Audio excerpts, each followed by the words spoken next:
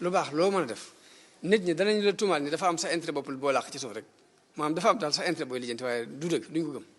waaye loolu bu mu la teree def lu baax teew defal lu baax rek. bismillah kennal gi daa bég xolam bi daa jag ma dellu waykat sëriñ Basiiru kennal gi daa bég xolam bi daa jag ma dellu waykat sëriñ Basiiru duma bàyyi ba demam ay wax ci mbiram ci biiri dundam lay kañ Basiiru jàmbaar la kàngam moo làkk xam-xam ikkam ya day ndam ciy nag Basiiru xissam ya daa wér fasaaga nee kaar moo jëf lu jar kaar bàkkal Basiiru nee naa ko laf cat bul cat di dalkat naa far ba fental sëriñ Basiiru Basiiru Mbàkke dinaa la bàkke nekkul de Mbàkke ñoo bëgg Basiiru réew meeg bitim réew ñépp la sopp yàllaay ki sotti ci xoli Basiiru réew meeg bitim réew ñépp la sopp yàllaay ki sotti ci xoli Basiiru ñépp lay bëggee xol yi ne dundal koo gis moo ñu teelu sëriñ Basiiru xissa yu Yuusuf yoneen ya doo sos Musaa ki Isaa lépp na fornos fasaaga day leer xam ya duy neen dëggal ma gëm yow te gëstu Basiiru